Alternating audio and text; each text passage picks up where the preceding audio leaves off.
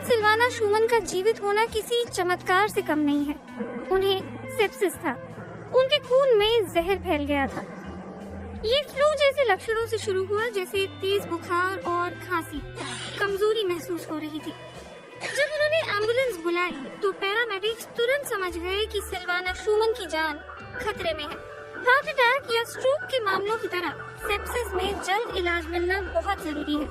तेज बुखार और नाड़ी की तेज रफ्तार जैसे शुरुआती लक्षण कई तरह की बीमारियों के चलते हो सकते हैं, लेकिन जब सांस तेज हो जाए, ब्लड प्रेशर बहुत गिर जाए और बेचैनी बढ़ जाए तो बात खतरे वाली है। Dann auch die Schwere des Krankheitsgefühls. ये बहुत गंभीर हो सकता है। मरीज आपसे कह सकता है कि उसने पहले कभी इतना बीमार महसूस नहीं किया।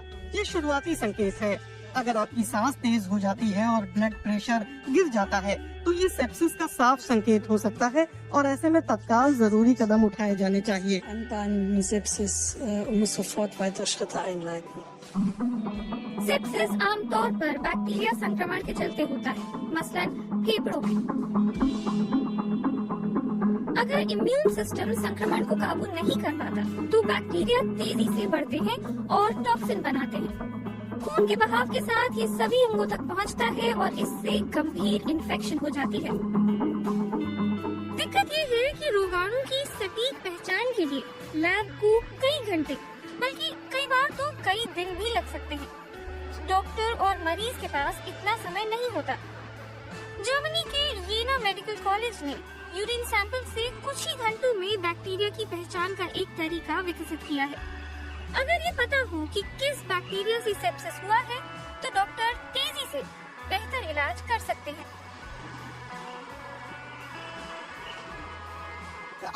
ऐसे में डॉक्टर सही इलाज कर सकते हैं क्योंकि वे बैक्टीरिया को जानते हैं। उन्हें संभावित एंटीबायोटिक रेजिस्टेंस का पता होता है, इसलिए वे सही एंटीबायोटिक इलाज कर सकते हैं। इस तरह मरीज को वह इलाज मिल सकता है जिसकी उसे जरूरत है।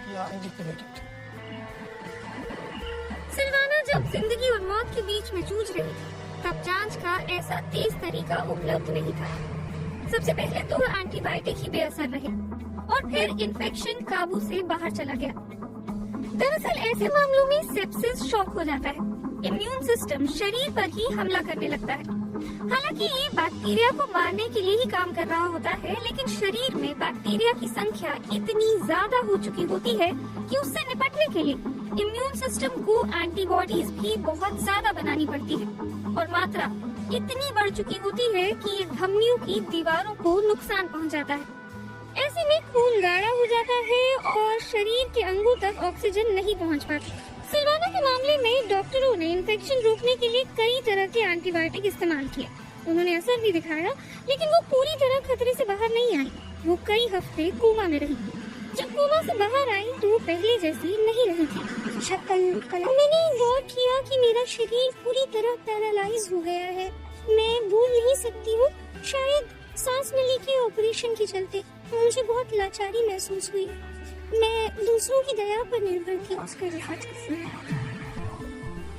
वो अब भी तकलीफ में है। उन्हें माइग्रेन है और ध्यान केंद्रित करने में दिक्कत होती है। खून में गंभीर स्तर पर फैले जहर के बाद होने वाले असर के चलते उनकी जिंदगी अब भी